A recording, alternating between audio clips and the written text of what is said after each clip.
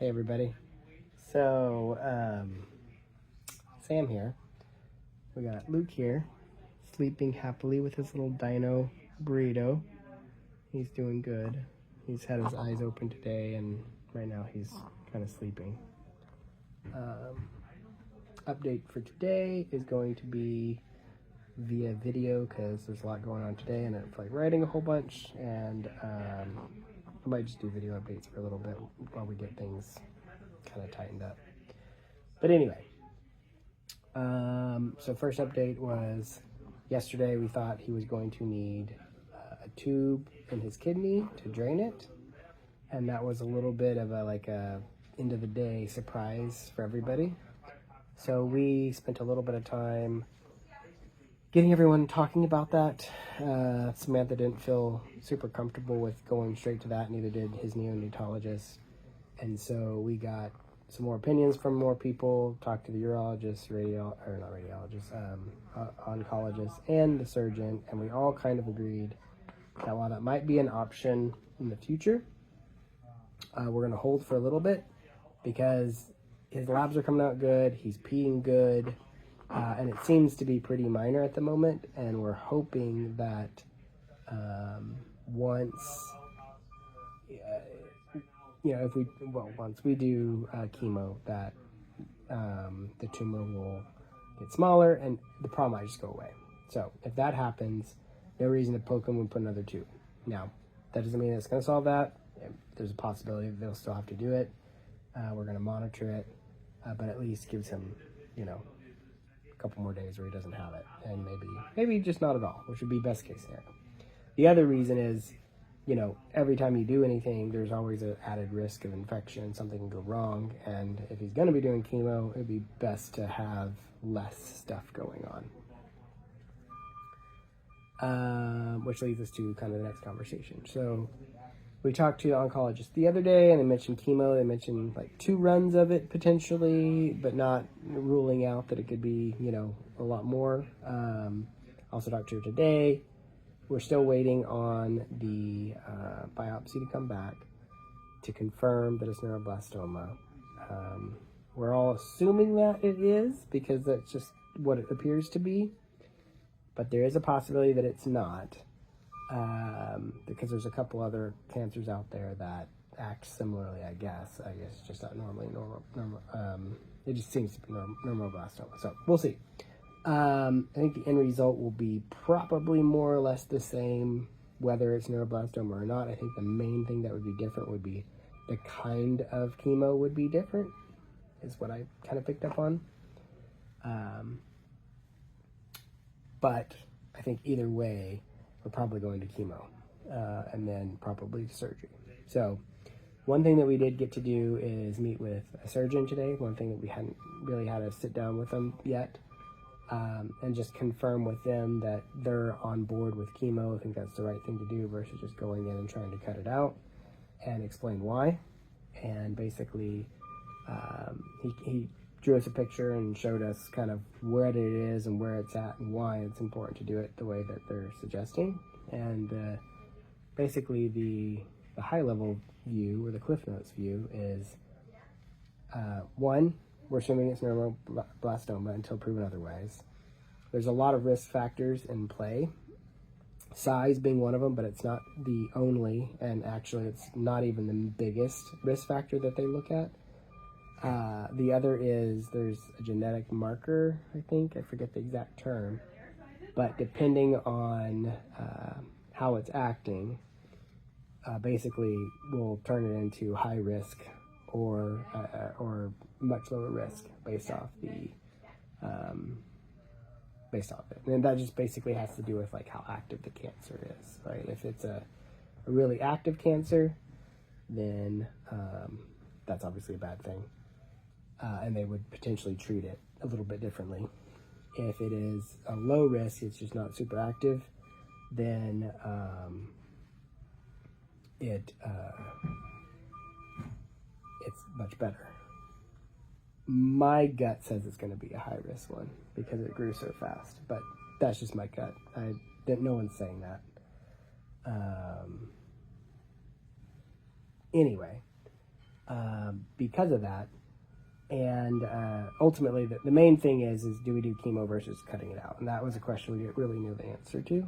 And the surgeon kind of explained why that's the right choice. And the reason is, right now, the tumor is partially wrapped around the aorta, which is obviously a major concern. The other issue, and the bigger issue, is it's fully encasing the tube from, I think, the aorta to the kidney. And what that basically means is they can't carve it out, because basically if you could carve it out, then you might just go surgery. You just go in there, you go around it, and then you pop it out. Good. Like, that's best case scenario. But when it's large like this and encircling something, the only option is to cut through it and then carve it out, which is obviously more risky, because you don't, you gotta find where's the end to cut it, and you gotta cut into it.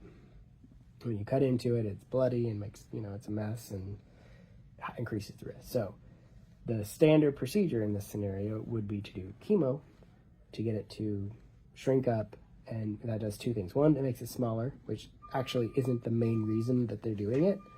The main reason they're doing it is it makes it less vascular, more rubbery. It just makes it easier to work with, which means when they go in and they cut it, it's easier to find out what its boundaries are, so they can cut it out without potentially, nicking a blood vein or something like that. So it's just a safer way to do the procedure.